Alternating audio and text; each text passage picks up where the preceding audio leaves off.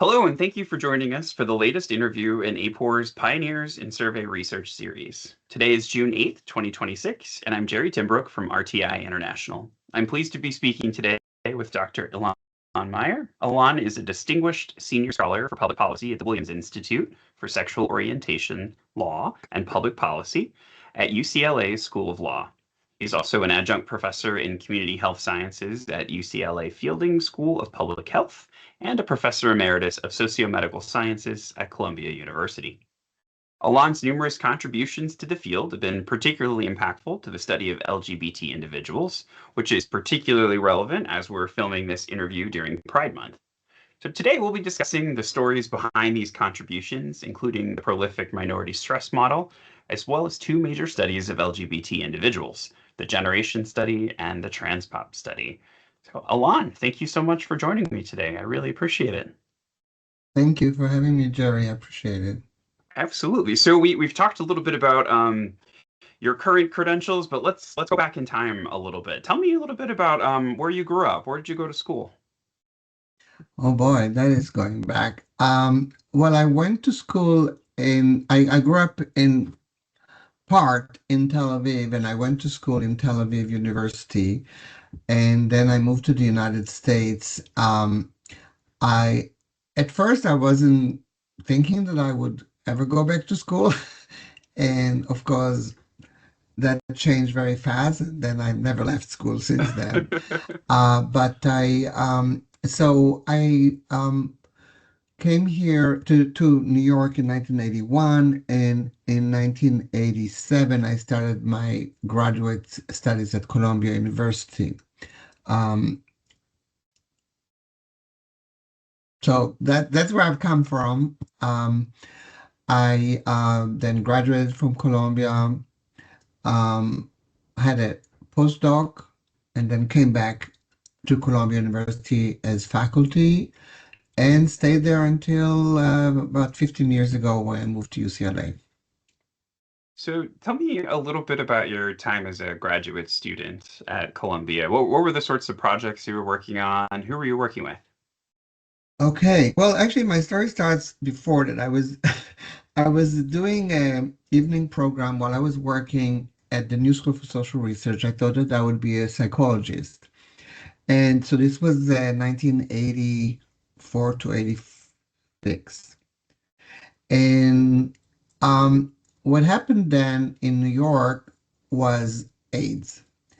And I started, for various reasons, I went to psychology because I thought I would be a therapist. I think that's what most people think when they go to psychology when they're young. But I did have a very brilliant teacher there who studied stress. And that was my introduction to stress and really determined the rest of my career. He was first like a lecturer, like there was this introductory class where different professors talked, and he was one of them. And then I took his class, and then I took independent study with him.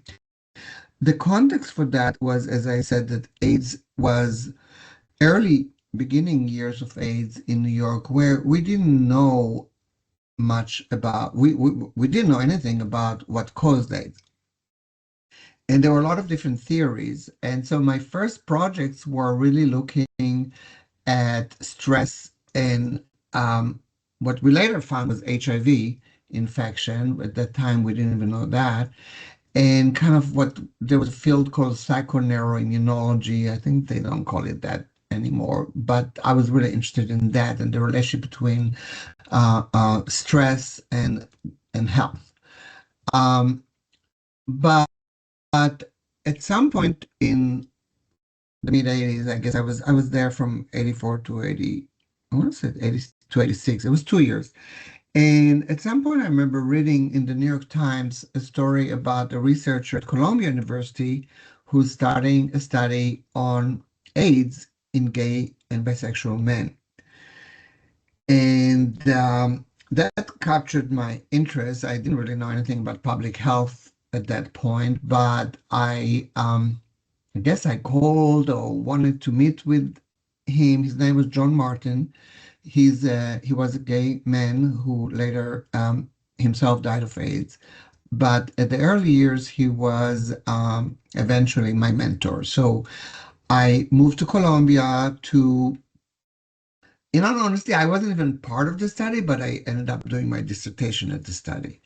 And that was the first data that I don't want to be challenged on the history. I believe it was the first study that was funded by NIH on a community study of gay bisexual men. Um, there were other studies, so the timing might not be 100% accurate, but certainly we thought of ourselves as the first. And John was a young assistant professor who got this huge fund to do a community-based study. Um, and I joined Columbia. I joined the psychiatric epidemiology training program. So that's a pre-doc NIH fellowship. And that's where I spent my um, graduate school years. I was at the Department of Socio-Medical Sciences, but I was participating in the epidemiology department's psych epi training program, as I said. And there I began to work on, I was always interested in mental health, which is kind of how I first got Mhm. to psychology. And so I started to work on mental health issues. I already said I was interested in stress, so I was interested in the relationship between stress and mental health. Um, so if we're going to talk about minority stress, that was the beginning of minority stress in the sense that all of these facts are important to my development. So it was a psychiatric epidemiology program. It was in public health, and I had this background in stress. I should mention the name of the stress researcher, Shlomo Bresnitz, who at the time had written a very important book that people like for college and graduate school. So the Handbook of Stress Research it was called. So I started working on what was known at the time about mental health of gay and bisexual men. Um, this was before I started my dissertation, but I was always interested in that.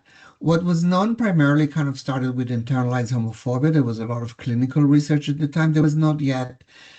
Um, there was no yet any population-based studies, and John's study, which was really, I think, important, was kind of advancing the field in that it was a community-based study, it was kind of carefully recruited to not to try to avoid bias. And I started working on it and as a student, and I at some point presented. We had a seminar that everybody was very nervous to present as a student, especially. Um, the professor who ran the PET program was a very renowned stress researcher, the late Bruce Dornwent. He just died, I think, a year ago. And so I presented this idea. My idea at the time was that what we all have to say when we talk about mental health in LGBT, what we now call LGBT, so I would use this term LGBT, but at the time it was gay and then gay bisexual and lesbian and eventually the field became LGBT.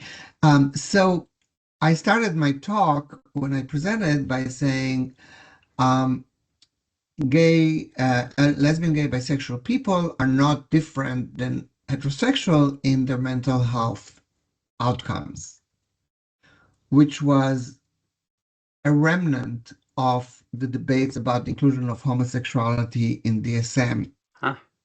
And that was the kind of thing that people said, oh, there's no differences. LGBT, lesbian and bisexual people are just as healthy as straight people, and therefore they should not be included in DSM as a mental disorder. Homosexuality should not be listed as a disorder. So I was saying the same thing. And Bruce Darwin, the epidemiologist who has been studying stress for a long time, um, said, well, how can it be you're saying that they have more stress? And if stress leads to mental health problems, how can they not have more mental health problems? Which, of course, like blew my mind for a second Very because, fair question. Yeah. right. And that really, that question kind of reoriented my thinking. Wow. And people think that minority stress came to explain health disparities. The fact is that minority stress predicted health disparities. There was no health disparities research yet at the time when I started working, and that was why Bruce's Darwin comment was so surprising to me. Of course, when I talk about it now, it seems why didn't I realize it myself? Of course, but that was the notion then that the American Psychological Association had that on their website for years, even after minority stress came as an explanatory theory. So I then did my dissertation work on minority stress, and it kind of evolved. So I think I started with internalized homophobia. It evolved in part by what was available to me in the data set that John Martin collected, and later in a 2003 paper expanded to a more full kind of model. Um, but that was the origin of my studies and of minority stress. Minority stress relied upon a lot of theoretical work in psychology and sociology, um, and in particular, intergroup relations, stigma and prejudice work, and of course, the long history at that time of stress research, which stress research started really around World War II. And the significance of it for minority stress, oh, I should say minority stress, the term minority stress came from a dissertation that Virginia Brooks wrote, and I read and was really fascinated by the term. The term minority stress was not very well accepted. And every time I used it, people complained. At first, they was like, minority, that's ethnic group. And so um, I honestly, in 2003, the title of my paper, I didn't even use that term because of that, because people were like, this is not a good term. But of course, it's since then captured the field in a way that I couldn't predict at the time. And so I wrote my dissertation that was basically predicting that minority stress would lead to more mental health and tested that in that sample, and it was in fact what I found. Um, so that was the beginning. As I said, later I expanded and built a bigger theoretical background for that in the 2003 Psychological Bulletin article that many people are now familiar with. All So from that that one was, question. That's fascinating. So, yeah.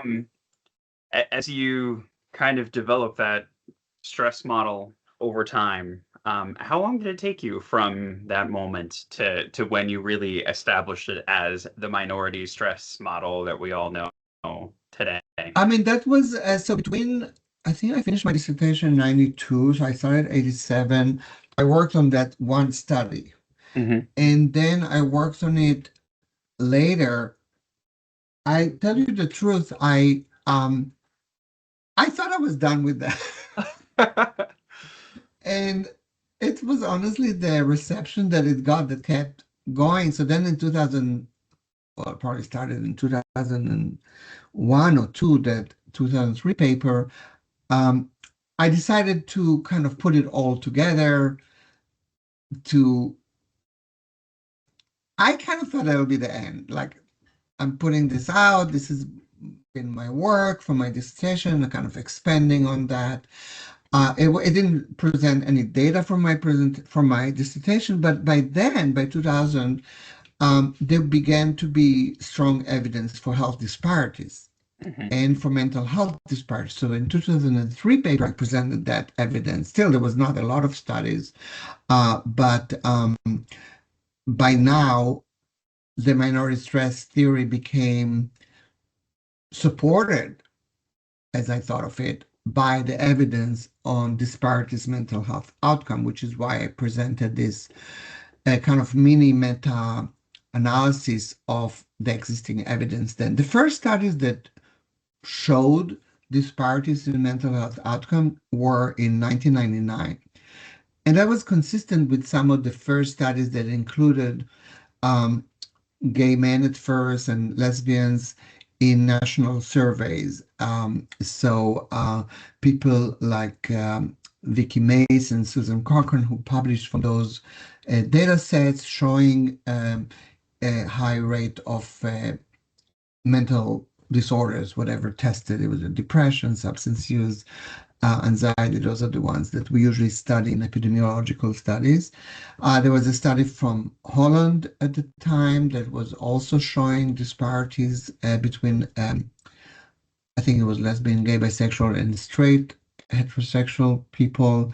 There was I thought, a fascinating study on twins, Vietnam era twins that showed differences in suicide between the gay and the non-gay twins. So this all came in 1999, and it kind of was like, oh, this proves, so to speak, that it doesn't prove minority stress, but it certainly supports the hypothesis that you can build from minority. So then I put that all in the paper, in the 2003 paper. And as I said, I kind of thought that I would move on to some other things, but I never did actually. I mean, I did other things, but I never completely moved on from that.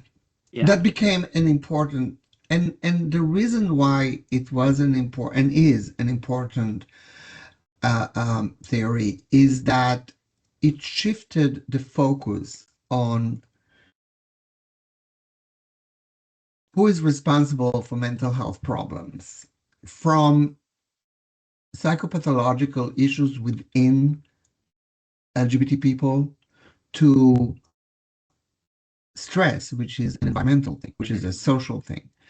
And so it moved the focus from what was earlier psychoanalytic theory that talked about internal conflicts that the person has and that evolved into psychiatric problems, into saying society is to blame. Society and homophobia and transphobia are where we should look at to understand mental health problems. And that's a really big shift that occurred. And that's what stress research does in general. Stress is about, and in particular, the type of stress that I studied at Columbia.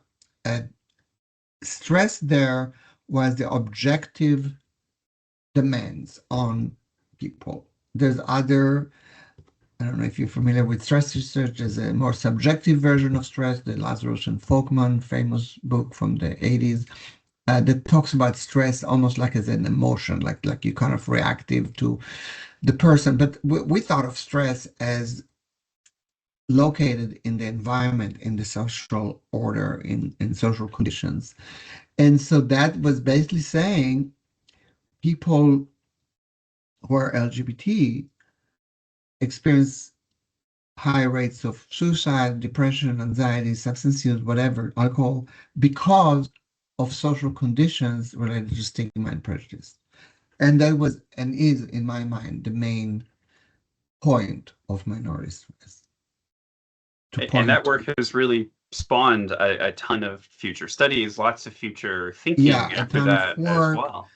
And you know, a lot of work that moved in many different directions, and all of it is incredibly important, I think, like what people have done. But again, I think the main point is you can't look at LGBT people upbringing. I mean, upbringing, yes, in the sense of stress, but not their kind of relationship with the mother or relationship with the father, whatever people used to talk about in the for many decades until we moved the conversation to stress.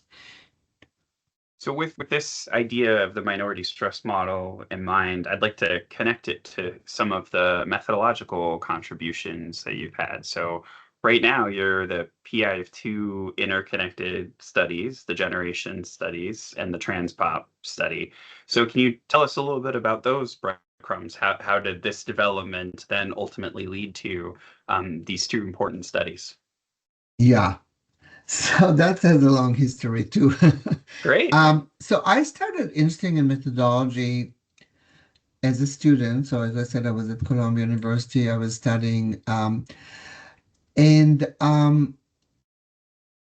again, there were several. Well, one thing which I always tell students, every paper, every study that I ever had to do was directed at understanding LGBT issues. And so no matter what the topic of the class, I found the angle that interested me, which was LGBT. So the same thing was true when I studied EPI 2, which is a methodological um, class teaching you epidemiology principles. And in that class, so at the time, again, this is the late 80s, early 90s. At the time, most of the studies were not population-based. And the bias that is inherent in recruiting people from the community, quote unquote, which was usually very, very limited sources in the community. John Martin's study kind of addressed that by expanding this.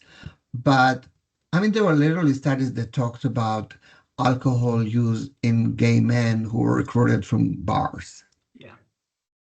And so Just a little bias there. yeah, or mental health problems of gay people who are seeing therapists for their mental health problems. And guess what? They had a lot of mental health problems. So I became interested in bias, of course, in selection bias and issues of bias in research.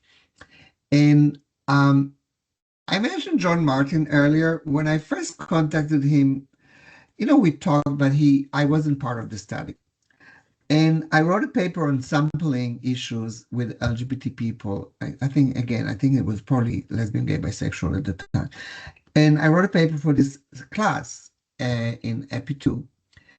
And the teacher, who didn't know enough or much about the topic of LGBT issues, gave John Martin, who was the gay professor who had the big study on AIDS, she gave him my paper to grade. And when he read my paper, he really liked it. So that's how I renewed our relationship when he invited me to then. He took me more seriously than when I first called him when I was just starting as a student, before I started as a student. So that was kind of a little, but in that paper, I began to think about recruiting. Another thing that happened shortly after that, so my professor, Bruce Dorman, had a study on mental health, actually in Israel by chance, and they did a two-step procedure to identify people with mental illness before they surveyed them, because it's actually a similar problem. You don't have a lot of people. If you do a population-based survey, you're going to get most people with no mental health problems, but they wanted just people with mental health. So they did this two-step procedure where first they identified people, and honestly, I forget how exactly they did that, but it was a population-based sample. Mhm. And then I was thinking that is exactly what we can do with LGBT people. Because even if we do a population-based probability study, unless we spend millions and millions and millions to get a huge sample, we would never get enough LGBT people. So I was thinking if we do the same procedure that Bruce Darwin did in Israel with the mental health in LGBT people. So I think I don't want to, I don't know if I did it at that paper, or I might have. But later I developed this idea of the two-step procedure for recruiting LGBT people. And as we talked earlier, I presented the result of a paper on this experiment. The experiment was, can we do a very brief interview in an RDD sample and ask the general population that you get in an RDD, are you LGBT? Or are you gay, lesbian, bisexual? And I actually was able later to do that study with a tiny amount of money that I received from a private foundation grant. And that study I presented in a panel, which I believe was the first panel presented on LGBT issues at an AAPOR meeting. And that was, we said 2001. I know you were able to find it. 2001. That's right. 2001 in Toronto. And Judith Bradford, the late Judith Bradford, organized this panel. And we were very excited. We were told we're the first ones. And again, there might be historians who find something different. But I presented that exact paper. That paper was, I did a survey of women. I chose an area in Boston that was supposed to have a lot of lesbians because we wanted to try it with women.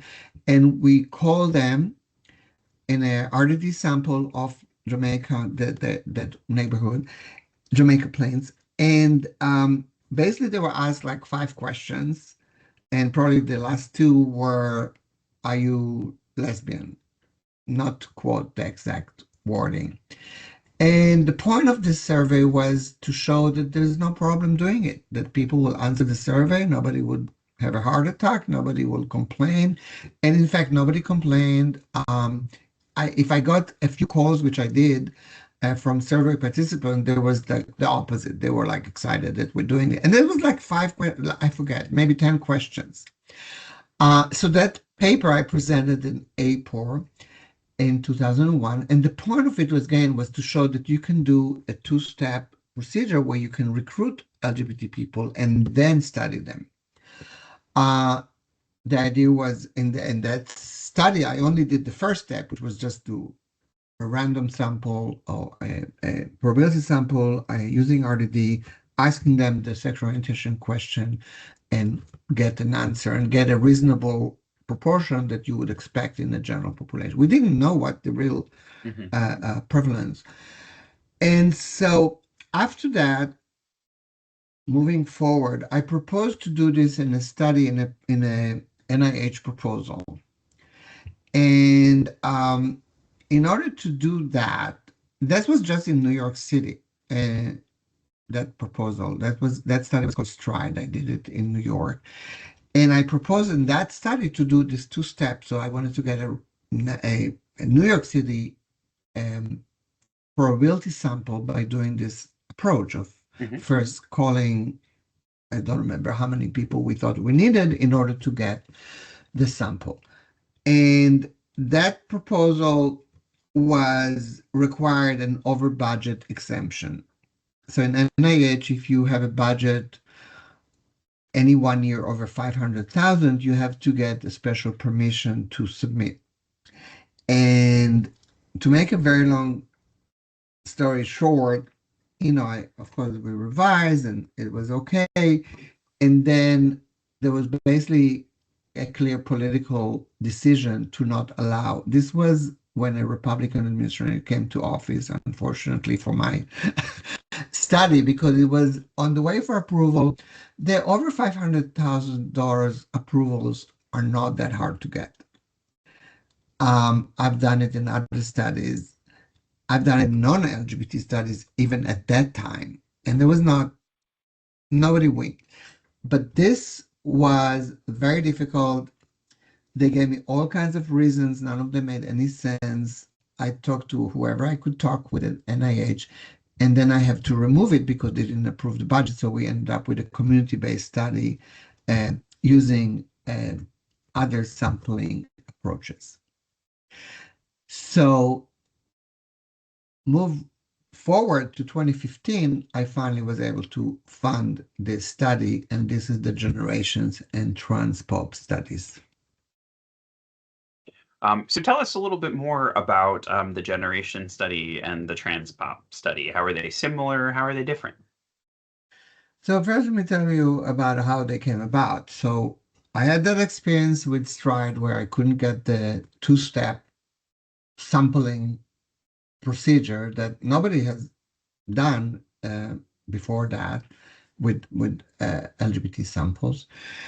And applying for a new study for generations and then transport, which I'll talk about in a minute. And I knew that I wanted to do a national probability sample because by now, 2015, there have been a lot of government-funded surveys that included LGBT people, or they've always included them, but that identified them.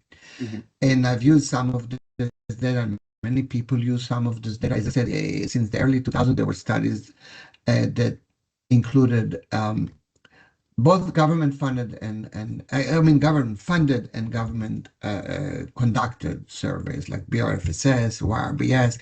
They included information on LGBT people.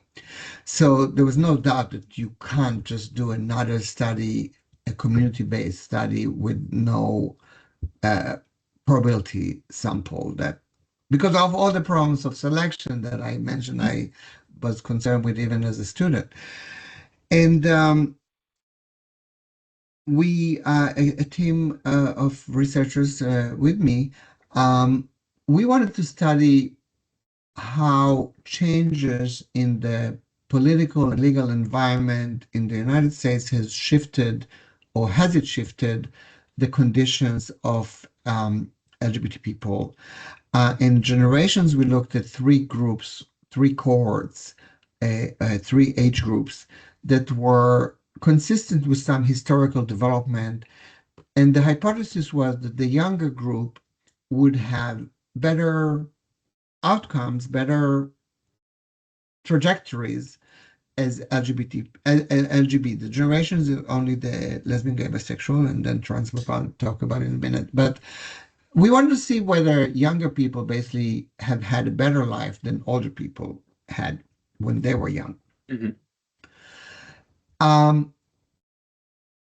The trans pop study was not divided to generations like that or to cohorts, but it was the entire age, everybody. But in both of them, we're mostly looking at minority stress. So how stress is related to health outcomes and also issues around identity and coming out, things like that, coming to terms. In the transport, we also wanted to know about gender affirming care and needs of their affirming care, and etc. So that was the purpose of these two studies. But in order to get a probability sample, I needed to do that two-step process. Well, at the same time, I was reading that Gallup, the big survey organization, had just started to ask all of its daily survey respondents the question, do you personally identify as lesbian, gay, bisexual, or transgender? And I thought, this is my first step. This is the first step of the two-step that I wanted to do all along that I couldn't find. And now I'm doing a national probability sample. So to do this all by myself would have required millions and millions and millions more than what NIH would pay. NIH would pay several $million, and they did for these two surveys. But to get the sample that we needed, we ended up interviewing, or not interviewing, but approaching almost 500,000 people. So for that first step, just to identify if you're lesbian, gay, bisexual, or transgender. And since Gallup was already doing this, I called them. I worked with Stephanie Markin, who is wonderful. And we came out to an agreement that we'll use their first question to identify the sample of interest, as the two-step project was always planned to be.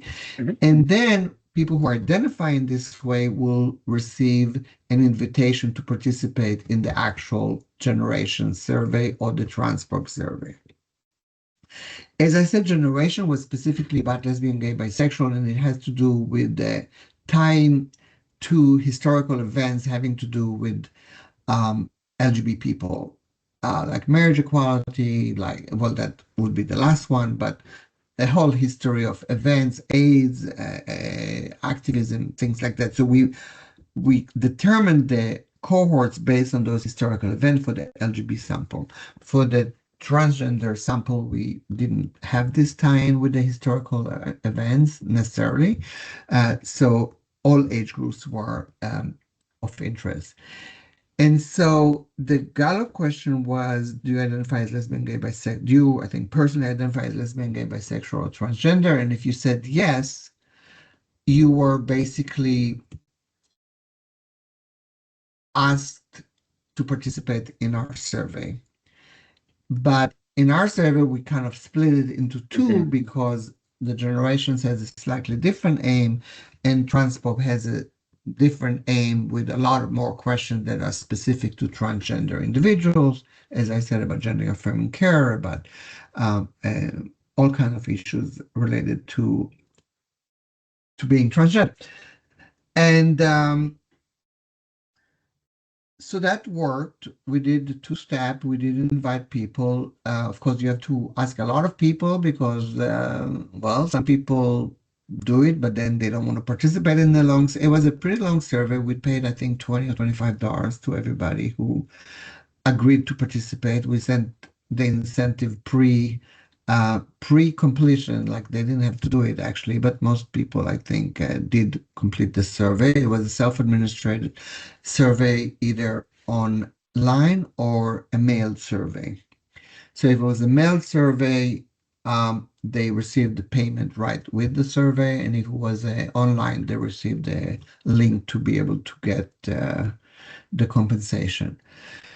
And so we recruited the two projects, and the cost was a lot less than if I had to do that first step of, like, let's say 500,000 people paying Gallup for that. So that was very lucky that they already had that question in their surveys.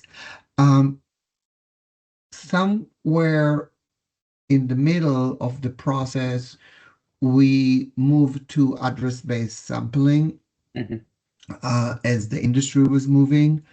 And so Transpop includes, I believe everybody in Generations was using RDD, but in Transpop, which took longer to recruit, we had both RDD and address-based sampling. But it might be that even Generations, I forgot, because we extended the recruitment in Generations to oversample Black and Latino respondents.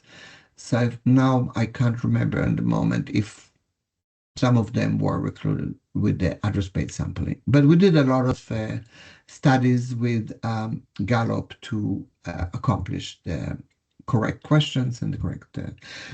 Once we got them into our survey, we re-asked the question on sexual orientation, and gender identity, because that one question that Gallup had used wasn't the standard question. Yeah, and I was worried about whether and how it performed. We actually did several surveys then looking at how to ask the question. Again, I presented at least twice in AAPOR some results from that. We also looked at the question of whether if we give people an option to write in, things like that. So, or the people who said none of the above, we gave them an option, and we presented on that, which a lot of them basically are not LGBT. We tested, I think we used the two-step.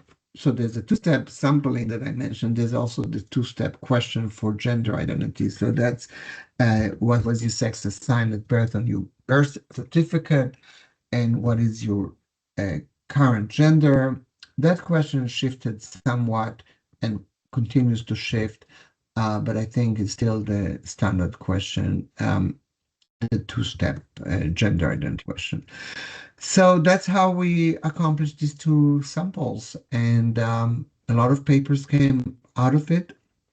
One thing that was important to me, and still is, we published both data sets on ICPSR, the Michigan archive, and they have been extremely successful in terms of interest from researchers and students. Um, I didn't check recently, but we had well over 20,000 downloads. It Wow. was one of the most successful. Actually, ICPSR also interviewed me to talk about that and to highlight. I think it's a very successful uh, um, submission to ICPSR, and I keep getting emails and questions about the two surveys. By the way, we have two websites that explain a lot of the methodology and also have a list of publications from these two surveys. So I'm very happy and proud about that. That's fantastic. That really speaks to the impact of these studies. 20,000 downloads. I think That's it's probably amazing. a lot more by now. Yeah, Yeah. it was very fast that people showed interest, and there are a lot of papers that I didn't even think about that people are doing. And I'm very happy to see that, you know. So I know that you're in the middle of these projects right Those now. projects are both finished. The data set is complete Yeah, and and they're done. fully available. So, Yeah, they're fully available on ICPSR. in your view, what's the next step of this line of research? Where do we go from here? Whether or not you're doing it, or whether you want to motivate other people to get out there and flex their research muscles. What's next? Well, there's two issues I think of when you ask me that. One is kind of theoretically, and I think we've had a lot of surveys that showed disparities, and I think those are important. But I think what we didn't have enough is surveys or studies that look at interventions or Mm. how do we change or even the effect of policy changes. So, I mean, there's been some, but I think that's probably where the next wave should go is um, I don't want to say not to document disparities because I always think that is important, but also to move that conversation further and to test some interventions. For example, conversion therapy is something I've been concerned about. We actually published a paper from generations that showed um, that people who had conversion therapy were more likely to attempt suicide later.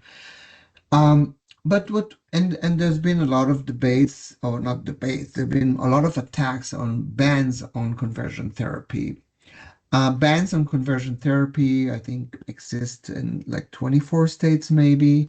As you know, the Supreme Court has basically ruled that it is not constitutional, that we can't do the bans, and it's still in the legal process. But the Supreme Court ruling is probably going to lead to at least some of the bans to be removed, if not many. And one thing that I was thinking is like we didn't actually have a study on the effect of those bans.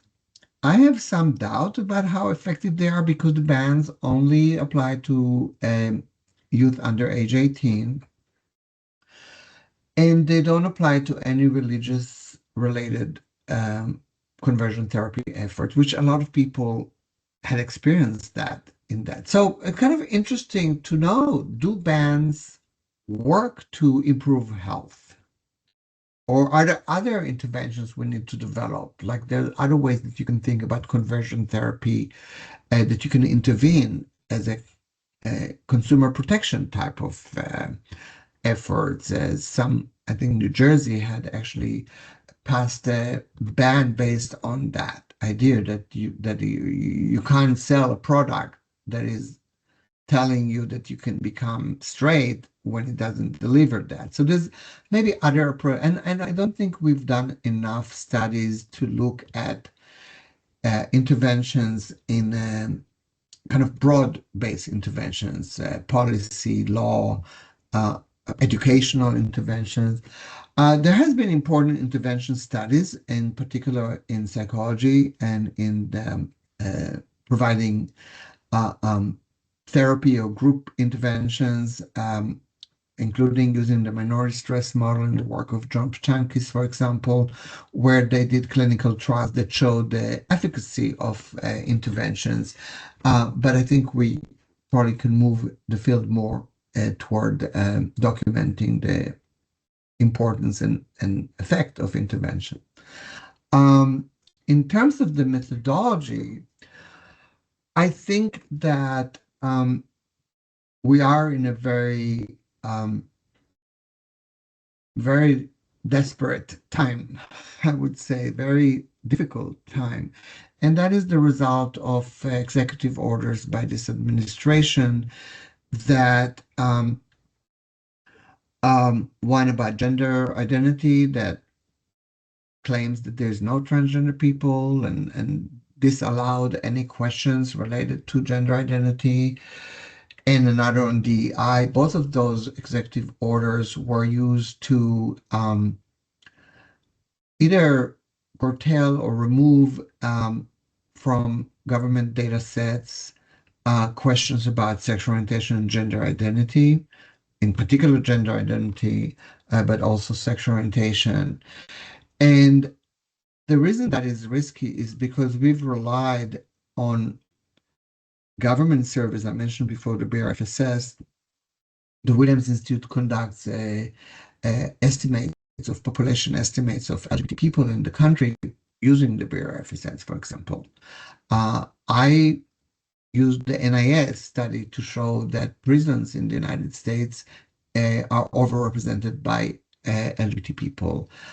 We did several studies using the NCVS that showed that lesbian, gay, bisexual, and transgender people are 4 times more likely to be victims of violent attacks in the United States.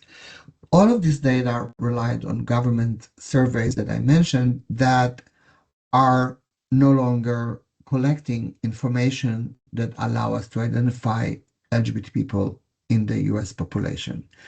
So the challenge that we have now is how do we continue acquiring knowledge about LGBT populations and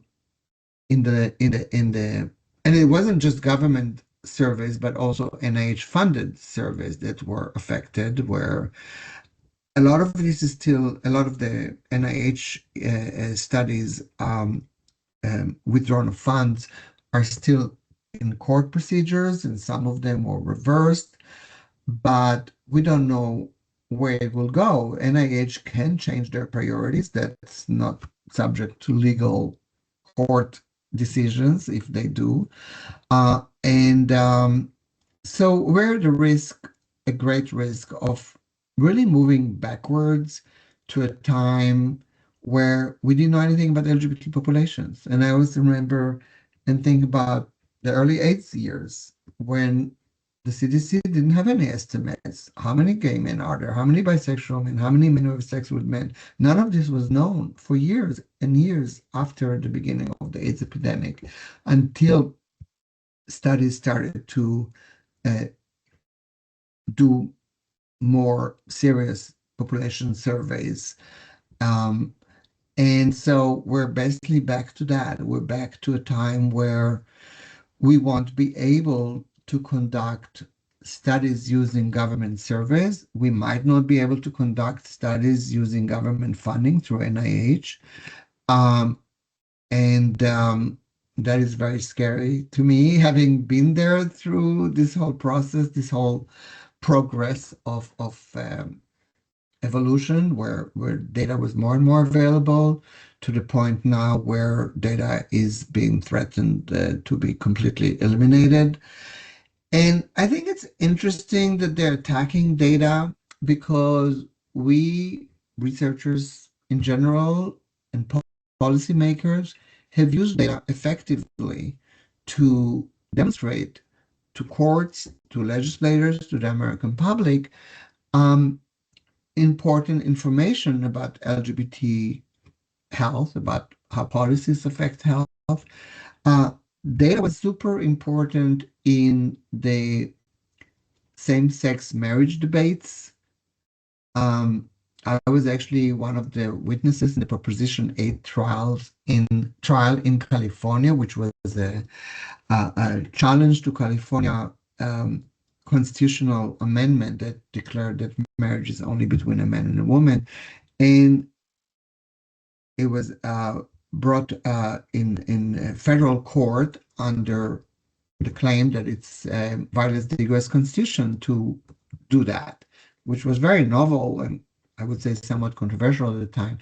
And surprisingly, the judge in that case, that was called originally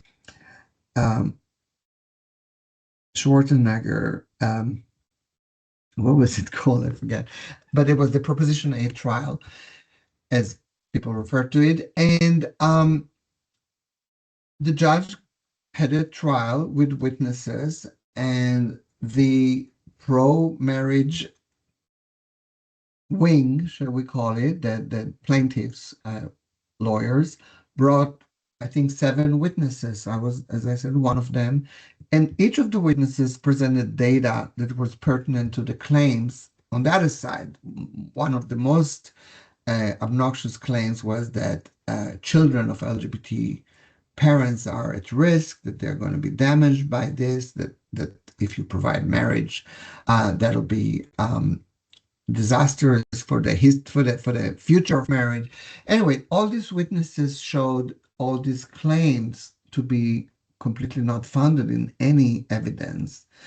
The finding, actually, the Williams Institute mentioned the population estimates, was featured in Justice Kennedy's decision. He was impressed by the notion that there are children of LGBT people who will be affected by their parents being able to get married or formally and officially. So when you think about, this is one example, when you think about all the knowledge that we acquired based on this surveys and studies, and both independent studies and government conducted studies like the big surveys, and when you think that this will all disappear, I really worry about 5 years from now when we try to present data to courts or to legislators or anywhere, that we will not have it. And I think that's the purpose of those efforts by the government right now. But I don't know how we resolve it. I think and wish some private donors will move into action and allow researchers to continue this work because I think it's so important. And you had mentioned that connection to Gallup also, which is, a private sector Right. organization, and that's how you were able to get your sample for these 2 big studies. So thinking about partnerships with folks Right, but like that. Gallup too needs funding. I mean, Gallup Exactly. Yeah, Gallup didn't do it for free. I had to pay right. them, and that was paid through the NIH grant. Absolutely. So, yeah, I don't think any of the private organizations, they all need funding. So, it's a big challenge, and definitely, I, as a researcher who wants to get valid information, and use population-based surveys, it's a huge obstacle that we have now. So, thinking about folks who may be entering a career in public health research, whether they're students now or maybe they're making a career transition, what piece of advice do you have for them as they're getting started? Well, I think you have to. I assume people who want to do it are dedicated to this topic. They're dedicated to learning. I think that, as I mentioned already, the importance of knowledge and how strongly knowledge about LGBT lives is connected to policies and laws. And really, if you want to improve social conditions, policy, law, keep that in mind.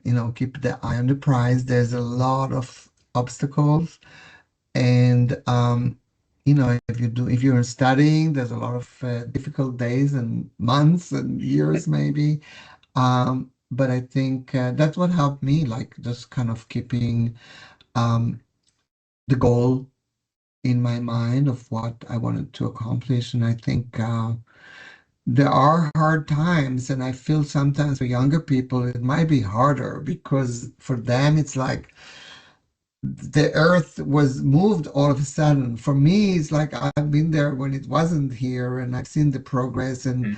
and maybe I can see this in a kind of broader historical perspective in my mind. Like I kind of remember the olden days when we didn't have it, and I remember that we got it.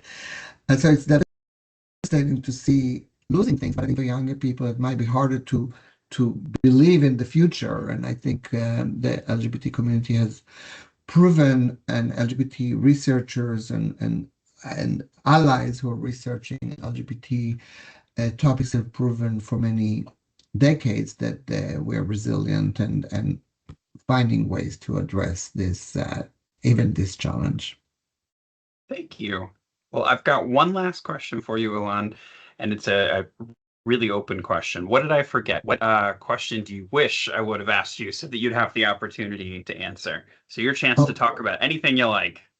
oh boy, I honestly feel like we've talked about so much. I was reminding myself of things that I haven't thought about in a long time. So I think you did a very thorough job of examining me, and I very much appreciate all your questions and letting me reminiscence about all of this long history. As you get older, I think history becomes important, and it's important, and I appreciate you doing this, and hopefully people will think and remember this history too. Absolutely. Well, Ilan, thank you so much for chatting with me and sharing all this history with us. It's really wonderful to hear it. And again, on behalf of myself and Ilan, we'd like to thank APOR for putting together this series. Thank you so much. Yes, thank you.